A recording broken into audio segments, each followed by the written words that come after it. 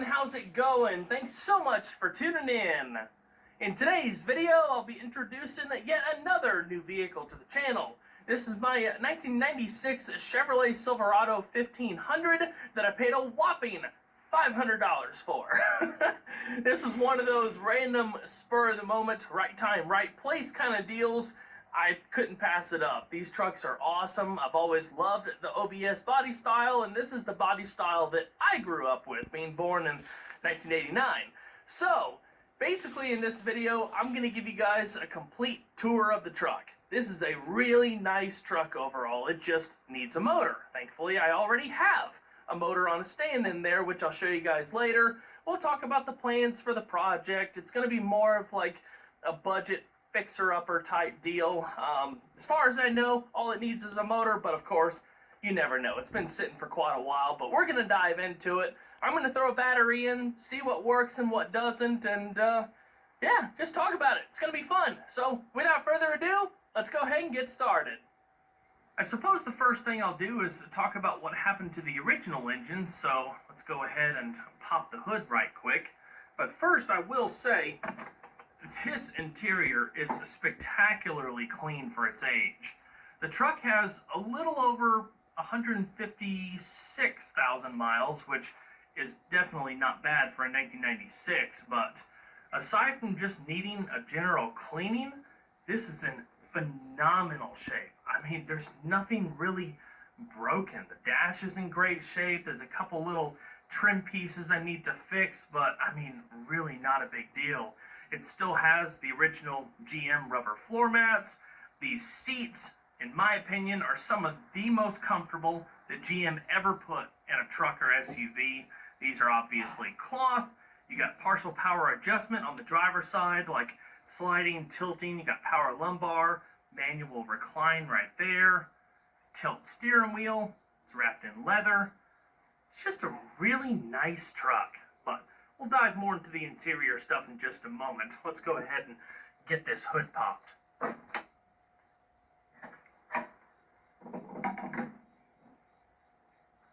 Under the hood, we have a 5.7-liter Vortec V8. These are very good motors overall and had some of the best flowing cylinder heads that GM ever put on a traditional 350 small block. Fun fact, 96 was actually the first year of the Vortec in the Silverado. Pretty cool stuff. As you can see, this one has been completely blown apart. This cylinder head has been taken off and is in the back of the truck. But basically what happened here, so the owner of this truck, way back when, thought they blew a head gasket. They were burning coolant like crazy. So it went to a shop where they started going through the whole diagnosis process, and then once they got into this cylinder bank here, I think it was actually cylinder number 2, if I remember correct, they discovered the actual the cylinder wall was cracked.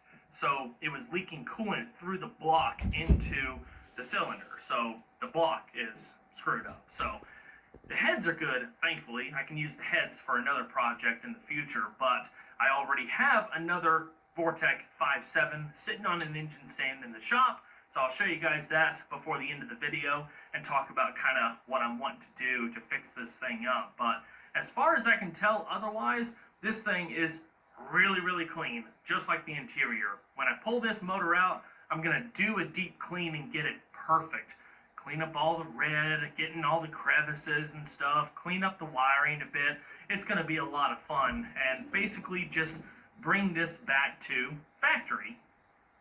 Being that this truck is so nice to begin with, I'm going to just go the extra mile and make it as perfect as I can. You know, do the AC system over again, get a new alternator, that kind of stuff. Just basic maintenance things to where when it all goes back together, you can hit the key, drive it, and not worry about it. Because, 156,000 miles isn't a whole lot of miles, but being that it has been sitting, we want to go through the whole truck, check the brakes, change the fluids, change the filters, all of that fun stuff. The ECM, FYI, is actually right there, and you have a storage compartment right here, which is pretty cool. There's only 2 small areas of rust on this entire truck, and it's the cab corners. Very, very common for all of these older trucks, but the frame, the body, even the battery tray is mint. It's unreal.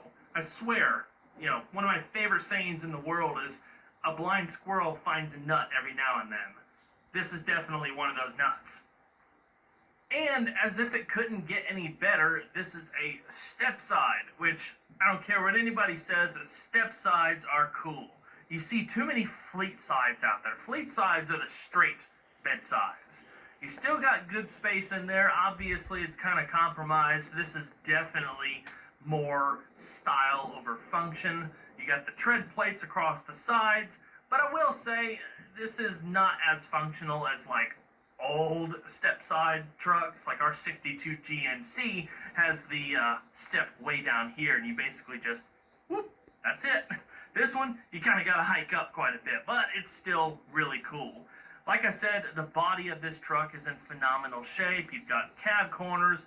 There's a small crack in the fiberglass right there in the bottom quarter where somebody, or the bumper was hit at some point. I've already ordered a new bumper for the truck. We'll fix that and fix the cab corners at some point. The other thing, too, this is a legit Z71 off-road truck. We've got a G80 locking differential, 342 gears. This truck also has the electronic transfer case selector, which was a new option in 1996, but I'll show that when we get to the interior and can actually put a battery on this thing. But really, really cool. Plus, it's red, and those of you who have been with the channel long enough know that I am definitely a sucker for red. Unfortunately, with this thing sitting outside as long as it had, Mother Nature really took its toll on the paint. Honestly, this truck still presents itself very nice, and I look forward to seeing if I can polish it. It's got a lot of clear coat damage and stuff, but at least it's not flaking off, and at least it doesn't have surface rust and stuff. So thankful for that at least. It looks like this tailgate was replaced at some point, probably when that back bumper got damaged. So, it's like the nicest looking part of the whole truck, but the bed itself is pretty good. Looks like it had a bed liner at some point, but it's obviously not there anymore. But just a couple, small dents in the floor, but it's a truck. It's to be expected. It's just full of leaves and overflow items, but I will definitely take care of that when it comes to the detailing, which I am immensely excited about. Detailing has been a long passion of mine. I love doing it for fun. It's kind of like my relaxation, so we'll see how it goes next couple weeks. Before we go any further, I want to go ahead and get a battery in this thing and see what works and what doesn't. I just went to O'Reilly Auto Parts and grabbed this Superstar Platinum AGM battery, which the AGMs are definitely more expensive than your traditional battery, but they're a really, really good battery. They don't have fluid inside like a traditional battery does, and I've just had really good luck with these, and I try to use them in all my projects. So now that this is in, let's see what happens. Leo's work. All right. We've got lights. I went ahead and disconnected the buzzer underneath the dash so it's not going off the entire time we're looking at the truck. But so far I can see that the interior lights work. I think the power lumbar is either disconnected or not working because I can hear things working, but there is no inflation, so I'll have to dive into that. And unfortunately, I'm going to have to replace that driver's seat motor. The sliding works, but some portion of the tilt and whatnot's making a pretty awful sound. But, I mean, all in all, this thing is pretty sweet. In 95, you didn't have a passenger side airbag. They didn't add that until, I believe, 97, potentially. So instead of that, you just have a tray up there with two cup holders.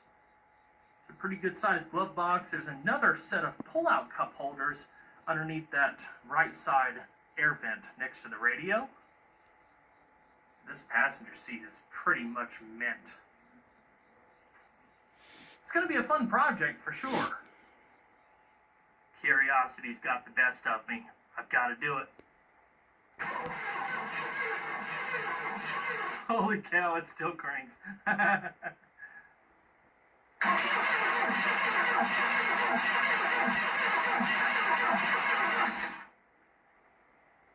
Now for the all-important question. Does the four-wheel drive actuator still work? Dude, no way. No way. Ha! Awesome. Fan. Yep. Yeah, switches zones like it should. Radio. Fortunately, I don't have any royalty-free cassette tapes, so that's all we get, but I have already listened to it. There are no blown speakers, which is very, very rare for one of these trucks. We've got a cargo lamp right there. I mean, this is just so cool. I actually really like that this is an extended cab without the optional third door. The third door, I believe, became optional in 1996. Basically, this section of the body would swing out to make it easier to get into the back seat, which is obviously super convenient. With this one, you got to grab that lever to tip the backrest forward. But I think it makes the cab more rigid, not having the door, and it just makes things a little bit cleaner. But it does have pop-out windows here, so this one and the one over there will kick out for a little vent, and the back window also slides. So if you wanted to cruise around with all the windows down, you won't have that crazy wind buffeting. You'll have good airflow through the cabin. Mirrors work. Passenger side window, driver side window with automatic function, and power locks. All work.